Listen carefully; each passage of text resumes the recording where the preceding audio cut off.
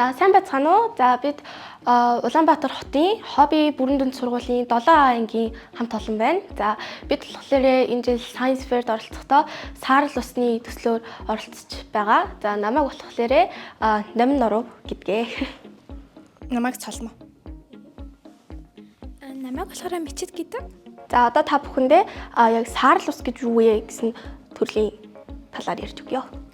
Саарл ус гэдэг нь хүмүүсийн ахуйн ба бусад хэрэглээндээ хэрэглэсэн бохир усыг дахин хүний хэрэглээнд нийцүүлэн цэвэршүүлсэн усыг хэлнэ. Монгол усын нөөц хомсолж байгаа учраас өнөөдөр манай ус цэвэр усаа ахуйн хэрэглээндээ хэрэглэж бохир усаа урсгаж байгаатай холбоотой. Манай ус цэвэр усныхаа 60% нь урсгаж байна. Жишээ нь 200 литр ус байлаа гэж бодоход 140 литрийн зүгээр л урсгаж байгаа гэсэн үг. Нэг ингээ урсгахад 13 литр ус шаарддаг. Энэ нь усаа хэмнэлтгүй үрж байгаагийн нэг жишээ юм. За үүнээс гадна үйлдвэр маш их хэмжээний ус ашигладаг.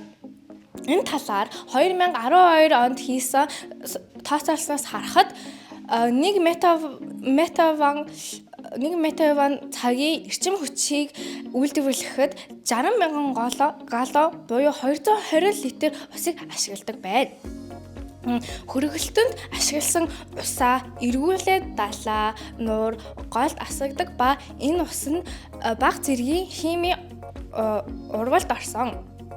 Зарим тохиолдолд энэ ус нь байгаль тэгэд загас ургамалт сөрөг нөлөө учруулдаг. Одоо би та бүхэндээ саарл ус яг бидний өдөр тутамд хэрэглэгддэг яг юунаас бүрдэж болох тухай танилцуулъя. За саарл ус нь болохоор шүршүр болон байна буюу усанд орох үйлээс 30% нь бүрддэг. Харин аяг тав угаах буюу галтгооны угаалтуур хэсгээс нийтдээ 20% нь бүрддэг. Мөн бид хувцас угаадаг шүү дээ. Яг түүнтэй адилханаар угаалгын машинаас нийт усны 25% нь бүрддэг байна. За эцэст нь дүгнэлтэд гэж хэлэхэд саарл ус нь усны менежментийн тохиромжтой хэрэглээнд ашигладаг ус бөгөөд саарл усыг бид нэр хэрэглэснээр бид нэр өөрсдийнхөө санхүүгийн боломж буюу мөнгөө хэмнэх мөн иймэрхүү үйлдвэрүүдийн түрүүн хэлсэнчлэн химийн ургалд орсон ус нь гол нуурд асгадагаас болж байгальд сөрөг нөлөө учруулдаг. Яг тийм учраас бид нар яг байгальд сөрөг нөлөө учруулахаас нь сэргийлэх гэх мэт олон талын давуу талтай зүйлсийг хэрэгжүүлж болно. За мөн манай Монгол улсад саарл усыг хэрэглэдэг цөөн хэдэн компани байгууллага байдгаас хамгийн саарл усыг түгээмлээр ашигладаг нь MCS Coca-Cola компани нь Монгол улсад хамгийн саарл усыг түгээмлээр ашигладаг компаниар тодорсон байдаг. За ойр хавийн одоо нутаг сун дүүргүүдийн иргэд нь саарл усыг ашиглаад өөрсдийнхөө цэвэр усныхаа нөөцийг гамнахыг ерөнхийдөө одоо үед нэлээд түгээмлээр ашиглаж ерөнхийдөө бол тэр зорилгын төлөө маш их хичээдэг болсон байдаг. За бидний ерөнхийдөө бэлдсэн яг энэхүү хэсгийн танилцуулга дууслаа. Одоо харин би та нартай бүтээлээ танилцуулъя. Энэ болохоор бидний хийсэн макет загварын бүтээл. Тэгээ энэ хэсэг нь болохоор яг нэгэн юм хотын нэг хэсэг гэж үзэж болно. За тэгээд одоо эхлэе. Энэ улаан шиг маань болохоор ингээд айл өрхөөс гарч байгаа ингээд бохир ус. Энэ бохир ус нь болохоор ингээд энэ улаан дамжин явсаар энэ үйлдвэр дээр ирнэ. Энэ үйлдвэр дээр ирчээ үйлдвэрийн химийн байдлаа устай нийлж энэ бохир усны нөөцийн сав руу очино. Энэ нь ямар ашигтай вэ гэхээр гол нуур руу ингээд үйлдвэр болохоор ингээд усаа ингээд ясдаг. Тэрнээс нь болоо амтан ургамал ингээд устдах магадaltaдаг. Одоо энэ бохир усны сав руу хийснээр амтан ургамал эргээр нөлөөлнө. За тэгэнгүүт одоо энэ үе шат дараалал нь болохоор яг энэхүү бохир усны нөөцийн савнд хадгалагдсан ус нь яг цэвэршиж байгаа үе шатыг бид нар харуулсан.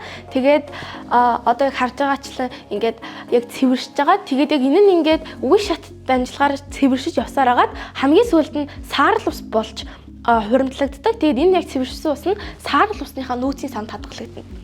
За энэ саарл ус нь энэхүү хар шугамаар явсан айлуудад хэрэглэгдэнэ.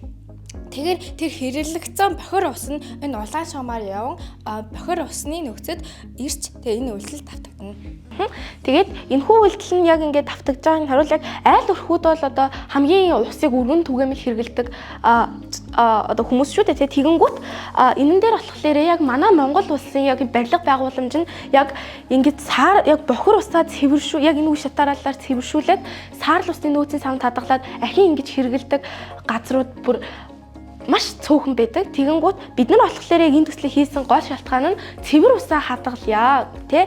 Тэгэнгүүт Монгол улс болохоор зүгээр 0-ийнхаа усыг хүртэл яг маш цэвэр усаар татдаг нь хамгийн харамсалтай байдаг. Тийм учраас яг саарл усыг бол хүн өөрийн биед болон яг эдэн шууш гэх мэт зүйлсд хэрэглэж болохгүй ч гэсэн яг хэрэглээндээ бол хэрэглэж болно. Хувц угаах одоо 0-ийн ус мус гэх мэт зэрэгт. Тийм учраас Монголын ерөнхийдөө шинээр барьж байгаа барилга байгууламж гэх мэт зүйлсэд яг иймэрхүү 3 төрлийн шугамыг бол тавьж өгөөсэй гэсэн бодолтойгоор бид энэ бүтээлийг хийсэн. За баярлалаа, ингээд дуслаа. Ер нь бол бид нар яг science fair бүртгүүлсэн цагаасаа эхлээд яг бодож эхэлсэн. Тэгээд бид болохлоо гурлаа биологийн сонгоны сурагчид сургуулийнхаа тэгээд багштайгаа ерөнхийдөө бол ярилцсан. Тэгээд бид зөндөө олон бүтээлийг бодсон. Тэгээд ерөнхийдөө бол яг манай багшийн санааг бид гуравт анх танилцуулсан баггүй. Тэгээд бид гурав өөртөө судалж үзээ. За ер нь болохоор байна гэх тэгэл хийсэн дээ. Бид гурвын хувьд болохоор яг одоо ээж аавынхаа тусламжийг ерөнхийдөө бол тий одоо ингээд ямар нэг юм цуглуулах тэгээд одоо эрэл хайгуулгын ажилд хийж аваараа туслуулж байгаа. Яг өөртөө бол бид энэ дунд бол бид нэр яг бүгдийг нь өөрсдийн гараар хийсэн, бүгдийг нь өөртөө бичсэн, өөртөө судалсан гэдэг тийм байна.